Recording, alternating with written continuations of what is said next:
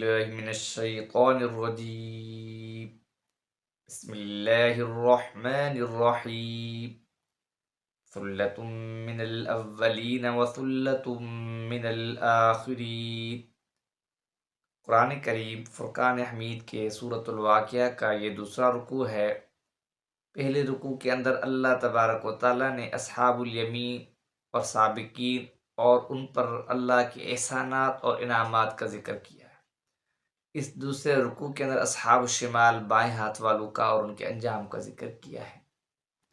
ثلۃ من الاولین، اصحاب یمین کا ایک بڑا گروہ اگلے لوگوں میں ہوگا، وثلۃ من الاخرین، اور ایک بڑا گروہ آخری لوگوں میں سے ہوگا۔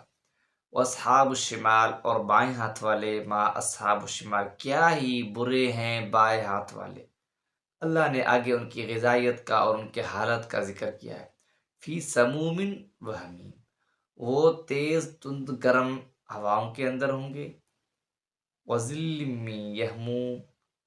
اور سیاہ دھوئیں کے سائے میں ہوں گے۔ اب یہ کہ ان کی جو رہائش ہے اس رہائش کے اندر تیز تند گرم ہوا ہوگی، اور وہ سایہ ہوگا وہ بھی دھوئیں کا سایہ ہوگا۔ لا بارد ولا کریم، اور نہ ہی وہ ٹھنڈا ہوگا، ولا کریم، اور نہ ہی وہ اس سے کوئی فائدہ حاصل کر سکیں گے۔ باردن ولا حمیم، اللہ نے ایک جملہ ذکر کیا ہے کہ ایک تو جسمانی تلذذ ہوتا ہے، ایک ہوتا ہے روحانی، کہ روحانی انسان ٹھنڈک محسوس کرتا ہے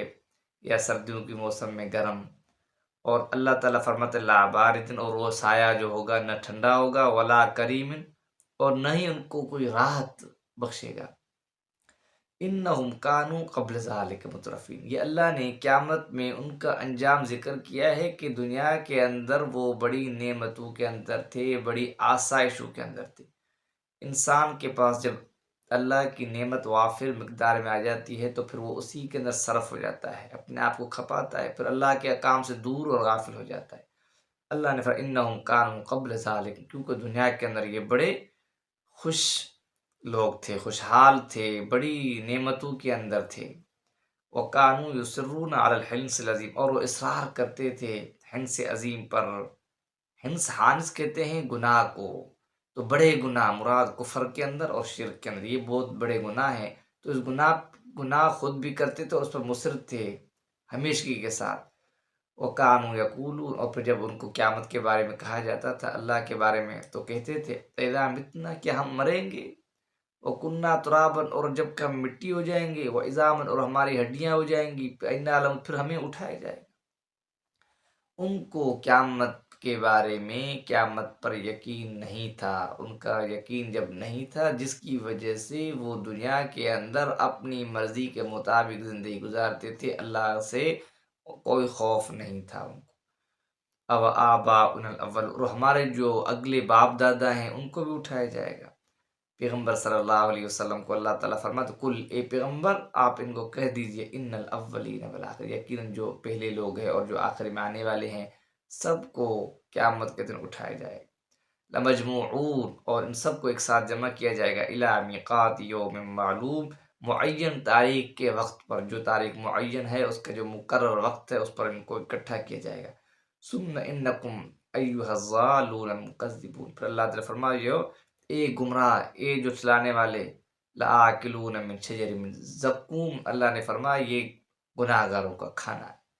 یہ کڑوا قسم کا ایک درخت ہے۔ اللہ نے فرمایا زقوم کا درخت ان کے کھانے کے لیے ہوگا،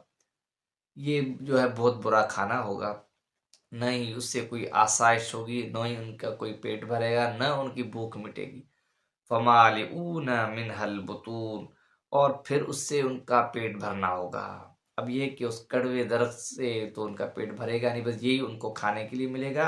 فشاربون علیہ من الحمیم، اور پھر ان کو کھولتا ہوا پانی پلایا جائے گا، ایک گرم دہتا ہوا پانی ہوگا، اور جو جیسے حلقوں میں اترے گا تو ان کے آنتوں کو ہی ختم کر دے گا۔ فشاربون شرب الہیم، اور یہ پیاسے اونٹوں کی جیسا ہوگا، جیسے پیاسا اونٹ ہوتا ہے دور دراز سے جب پانی دیکھتا ہے دوڑتا ہوا آتا ہے اور بڑے بڑے جو ہے طریقے سے پانی پیتا ہے، تو اللہ تعالیٰ فرماتے یہ بھی ایک تپش ہوگی، حرارت ہوگی جس کی وجہ سے یہ ہوگا کہ لوگ پانی کے پاس آئیں گے تو پانی ایک گرم پانی ہوگا، اور جیسے ہی وہ پیئیں گے تو ان کے آنتوں تک اس پانی کا اثر ہوگا۔ یہ کیا ہے؟ ہاذا نزلہم یوم الدین، اللہ نے فرمایا قیامت کے دن یہ ان کی مہمان نوازی ہے، یہ ان کا اکرام ہے، کیونکہ دنیا کے اندر انہوں نے اللہ کی نافرمانیاں کی۔ آگے اللہ نے فرمایا نحن خلقناکم فلولا تصدقون، ہم نے تمہیں پیدا کیا، پھر تم اس بات کی تصدیق کیوں نہیں کرتے ہو، پھر اس بات کو تم کیوں نہیں مانتے ہو۔ افرأیتم ما تمنون، بھلا اللہ نے فرمایا افرأیتم، جو انسان کو اللہ نے ایک منی سے پیدا، حقیر قطرے سے اللہ نے انسان کی خلقت کر کے اس کو پیدا کیا ہے، یہی ناپاک جسم پر لگ جائے جسم ناپاک، یہی ناپاک قطرہ کپڑوں پہ لگ جائے تو کپڑا ناپاک، انسان کے اوپر جب غسل فرض ہو جاتا ہے پھر جو ہے انسان خود بھی ناپاک ہو جاتا ہے۔ تو اللہ تعالیٰ نے فرمایا بھلا دیکھو ما تمنون، اس حقیر قطرے کو جو تم ٹپکاتے ہو،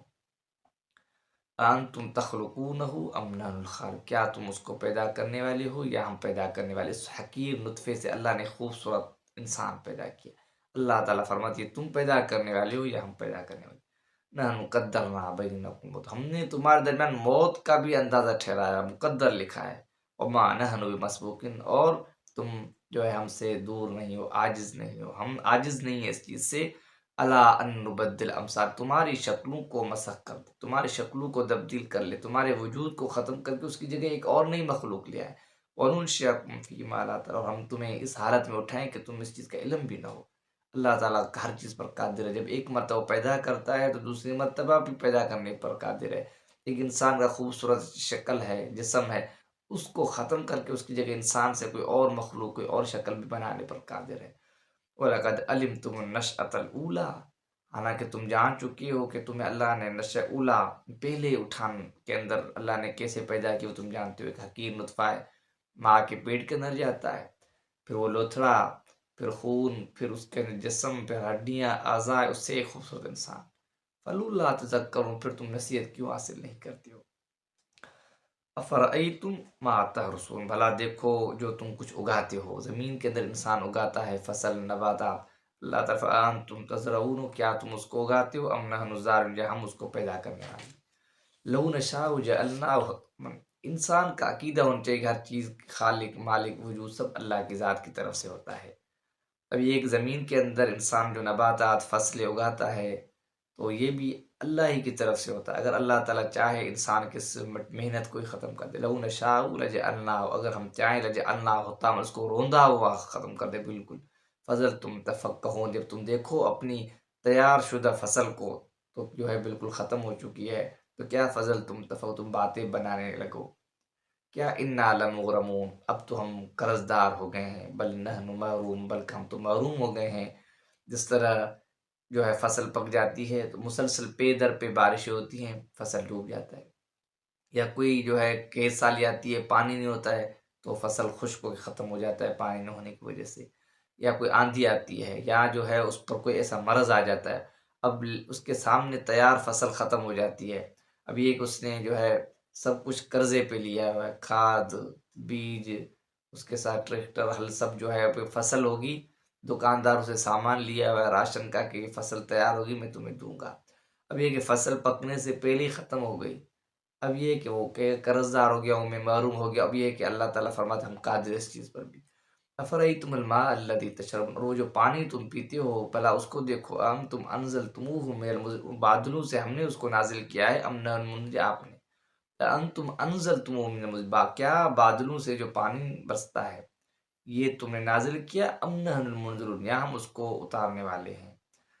لو نشاء جعلناہ جاجا، یہ میٹھا پانی اللہ کی بہت بڑی نعمت ہے، ہم اس کو کس طرح جو ہے فضول ضائع کرتے ہیں۔